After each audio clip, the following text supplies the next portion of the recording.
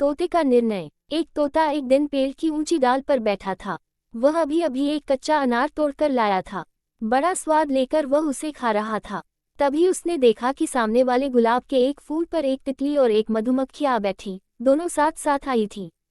दोनों ही उसका रस पीना चाहती थी। वे आपस में झगड़ने लगी।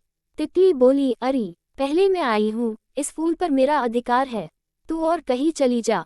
मधुमक्खी कहने लगी, हटो भी, तुमसे पहले मैं आई हूँ, चलो तुम ही भागो यहाँ से।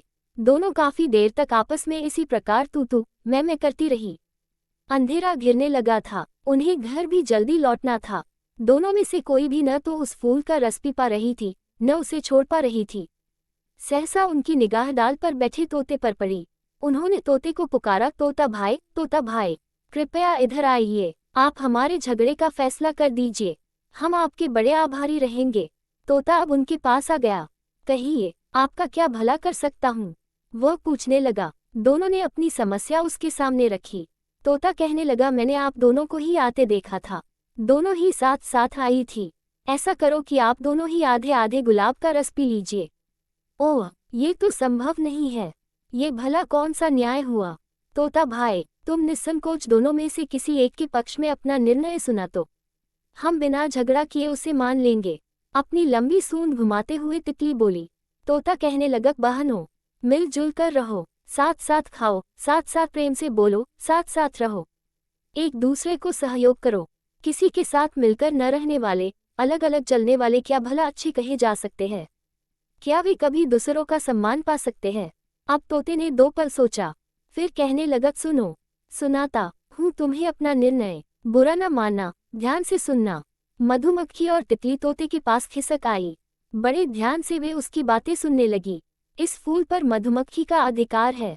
तोता कहने लगा। ऐसा सुनकर मधुमक्खी को बहुत अच्छा लगा, लेकिन तितली के मन में उदासी छा गई और उदासी भरी नजरों के साथ तोते से कहा, ऐसा क्यों बोल रहे हो तोते भाई, मैंने आखिर क्या अपराध किया है?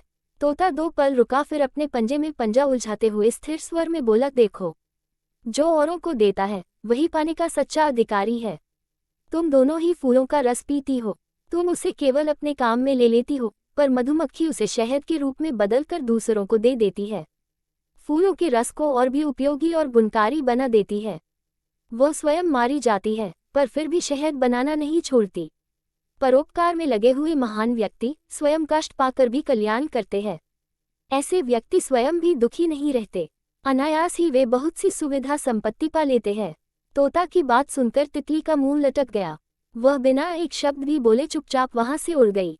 धन्यवाद तोता भाई, मधुमक्खी ने हंसते हुए कहा और फूल पर बैठकर आराम से रस पीने लगी। वह मन ही मन सोचती जा रही थी, उस जीवन से क्या लाभ, क्या जो दूसरों का उपकार न कर सके, उनके कुछ काम न आ सके। तो दोस्तों, आप सभी को कैसी लगी कहानी? अच्छी लगी हो तो लाइक, शेयर एल सब्सक्राइब और कमेंट करें। बेल आइकन को प्रेस करना ना भूले, ताकि हम जो भी वीडियो बनाए सबसे पहले आपको नोटिफिकेशन मिले। तो मिलते हैं ऐसी ही एक और रोचक कहानी के साथ। वीडियो को पूरा देखने के लिए धन्यवाद। तो जुड़े रहिए हमारे साथ हिंदी कहानी 5917 के साथ।